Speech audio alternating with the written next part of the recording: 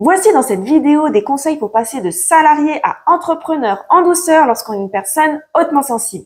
Il y a vraiment des étapes qui sont essentielles pour une transition réussite, alors restez avec moi jusqu'à la fin.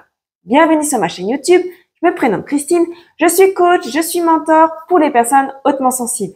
Je vous accompagne à faire de votre sensibilité une force, à dévoiler votre potentiel et à créer ce job qui va vraiment vous faire vibrer et à vous épanouir pleinement. Alors, on ne se lance pas dans l'entrepreneuriat comme ça sur un coup de tête. Alors, je dis pas que ça va pas fonctionner de le faire sur un coup de tête, mais pour moi, à mon avis, une préparation est plus raisonnable. Donc, c'est ce que je vais vous partager dans cette vidéo aujourd'hui. Il y a des éléments qui sont à considérer avant de vous lancer. Tout d'abord, il est important de prendre ce temps d'identifier quelle est votre motivation réelle pour devenir entrepreneur. Est-ce que c'est pour vivre de votre passion? Est-ce que c'est pour faire vivre un désir de liberté, un besoin de créer un impact dans ce monde, ou peut-être l'aspect financier ou l'ensemble? Après, évaluez vos compétences. En quoi êtes-vous bon? Quelles sont vos compétences? Comment pouvez-vous les exploiter pour créer cette entreprise? Repérez aussi vos passions. Est-ce que ça peut être un plus dans la création d'un business? Il est important aussi de connaître votre niveau de gestion de stress, de connaître comment vous fonctionnez, de connaître votre mindset, parce que le mindset, il va en falloir et vous savez quoi, ça se travaille. Analysez aussi vos finances. Pour démarrer une entreprise, ça va demander du temps. Donc, il faut vraiment vous créer un plan financier. Assurez-vous d'avoir les ressources nécessaires financières pour couvrir les dépenses d'une phase de démarrage d'entreprise. Faites aussi une étude de marché dans ce que vous allez vous lancer. Et si c'est novateur, que ça n'existe pas encore, essayez de regarder quand même ce qui fonctionne pas. Et c'est vraiment génial quand vous innovez, mais sachez-le et préparez-vous à ça. Et surtout, un autre élément qui est à considérer, c'est pas de lâcher votre job salarié ou ce job alimentaire comme ça, si vous avez rien prévu derrière. Et quand on veut se lancer dans une activité, dans la création d'un business qui va nous plaire, eh bien, ça va demander du temps, ça va demander de la préparation, ça va demander une transition. Et en préparant tout ça, vous serez plutôt sur un mode zen que avec une deadline et de tout capoter parce que vous avez rien préparé et que vous n'étiez pas préparé. Donc quand vous êtes préparé, comme je viens de le dire, vous êtes plus en mode zen. Vous savez dans quoi vous allez vous lancer. Il y a moins de pression, donc vous allez mieux vous lancer, vous allez mieux performer.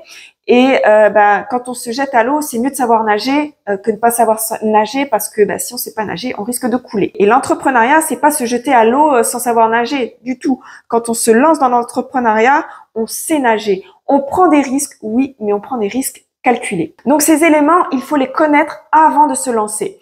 Et après, en connaissant et en ayant pris en considération ces éléments, eh bien, on peut planifier. On planifie sa transition. Fixez-vous des objectifs clairs et réalisables. N'allez pas vous dire demain je me lance et après-demain c'est bon, je vis totalement de mon activité. Là, vous allez être déçu et vous risquez justement d'abandonner un projet qui aurait peut-être pu être prometteur. Élaborez aussi un plan d'action concret avec des échéanciers pour vous guider et que vous pouvez remettre à jour régulièrement dès que vous avez réussi une étape, ou si vous avez pris un peu de retard, eh bien, on remet l'échéancier à jour. Et comme je l'ai déjà dit, on lâche pas son job comme ça. Il faut vraiment voir les différentes options. Est-ce que on garde son job à plein temps et pendant ses temps libres, eh bien, on se donne à fond pour créer son business, ou on va demander un mi-temps ou un congé sabbatique. Moi, c'est ce que j'ai fait. Pendant un an, avant de me lancer, eh bien, j'ai demandé un congé sabbatique. J'ai pris un an. Et lorsque j'ai vu que tout fonctionnait, que c'était bon, ça roulait bien, eh bien, j'ai donné ma démission. Minimiser les risques financiers et émotionnels. Vous avez une sensibilité élevée et vous savez que les personnes hautement sensibles peuvent très très vite réagir au stress. Alors, avec la préparation, tout ça, ça va être progressif et ça va vraiment vous aider. Et ce qui va être aussi important, c'est de vous entourer de personnes qui vont vous soutenir, qui vont vous dire les choses, mais pas pour vous rabaisser, mais pour vous élever. Vous pouvez rejoindre des groupes d'entrepreneurs hautement sensibles. Lisez des livres, faites-vous aider, formez-vous, faites-vous guider par un coach ou par un mentor. Et moi, j'interviens dans ce sens. Je suis là pour vous guider dans ce processus de découverte de votre job idéal. de travailler sur votre mindset, de travailler sur votre sensibilité pour qu'elle soit vraiment une force et de vous accompagner à vous lancer. Alors, vous pouvez aller voir dans la description, j'ai mis tous les liens où vous pouvez me contacter. Moi-même, je me suis formée avant de me lancer dans mes activités. Je suis toujours en formation pour élever mon business. J'ai un mentor et je pense que sans ça, je serais pas là aujourd'hui devant vous avec cette vidéo ou dans beaucoup d'années plus tard. Ça m'a fait gagner un temps de folie et surtout, ça m'a permis d'être vraiment confiante pour pouvoir me lancer. Donc, prenez ce temps de réflexion, de planifier soigneusement, de vous entourer de soutien pour vraiment réussir cette transition. Et dans cette vidéo, je m'adresse aux personnes hautement sensibles, à vous qui avez une sensibilité élevée. Mais sachez que tous ces conseils s'adressent à toute personne qui veulent se lancer dans la création de leur entreprise, qui ait une haute sensibilité ou pas. Votre seule particularité à vous, c'est justement que vous avez une sensibilité élevée et qu'il faut la comprendre, qu'il faut l'accepter et surtout la voir comme une force.